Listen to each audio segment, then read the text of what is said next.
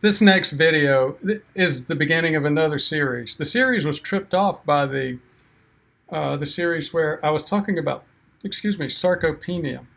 Further videos go into the whole issue of reps versus intensity, and we talk about what a couple of the most successful muscle trainers have done, muscle development guys. One, Arnold Schwarzenegger, you've heard of. The second one, very few people have heard of. His name is Richard the Ant Hawthorne. We'll discuss what he has to say as well. Hopefully the final video will have to do with some research in terms of, you know what, by definition, hardly any of us are starting where Richard the Ant Hawthorne is or Arnold Schwarzenegger. We need to start with where we are. And there's research around that area. So we'll talk about that then.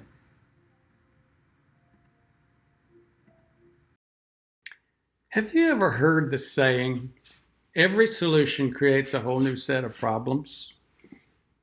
Think about it. Yes, it does. You know what? I just did a very short 2-video series on sarcopenia.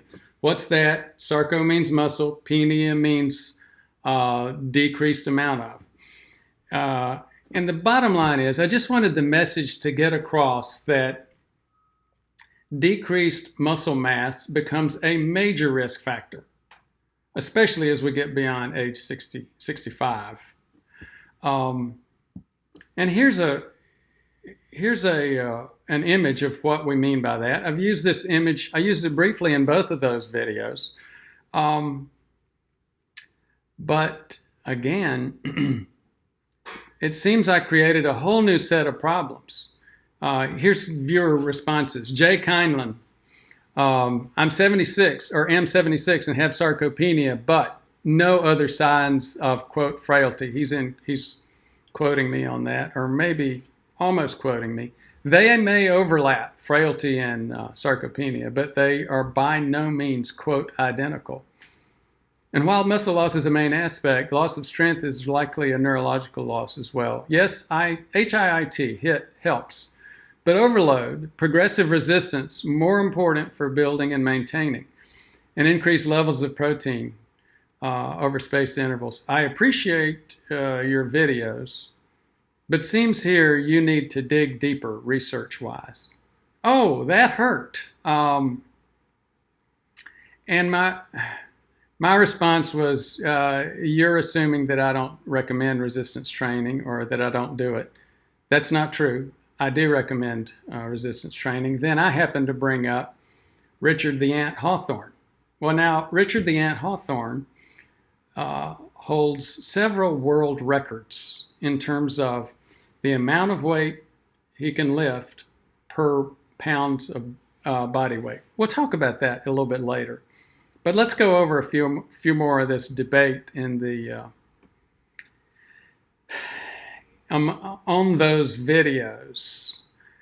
Chris Seal, HIIT may be good for mitochondria, but it's not nearly as effective for muscle mass as resistance training. So what they're reacting to is I made a comment in one of those videos about HIIT, and I was responding to what I saw with the Mayo study, and I'll put a link here.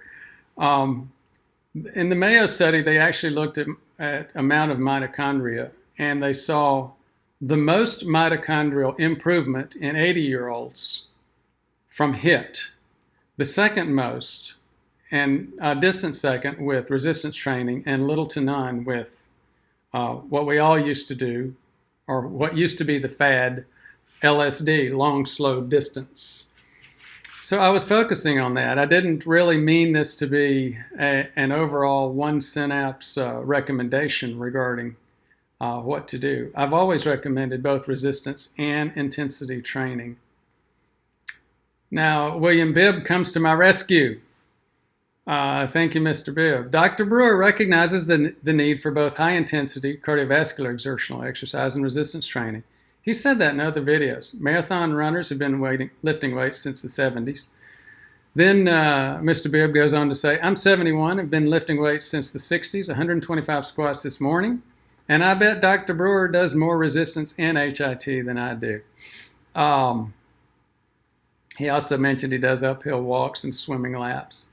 And I've said, no, I don't do 125 squats. I usually do about 90. That was up until a few months ago, and I've made some changes and I'm doing something different. But again, Wayne Trenton's response is 125 squats. Curious what weight you use. It seems to me to be more productive to use higher weights and perform less squats.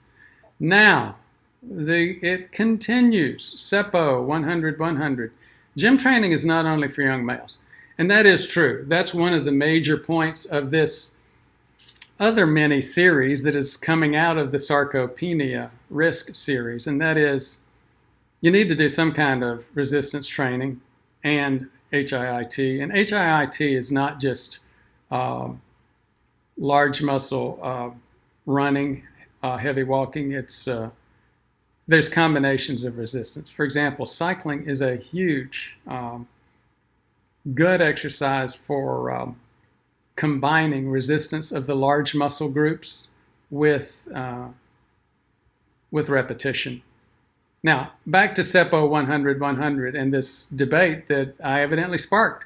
But I'm glad I sparked it because there's, again, good information coming out of it. Do deadlifts with heavy weights, maximum of 5 reps, and you can almost feel the hormonal response. Squat is great too, but deadlifts are better. Too many doing isolated movements such as biceps curls.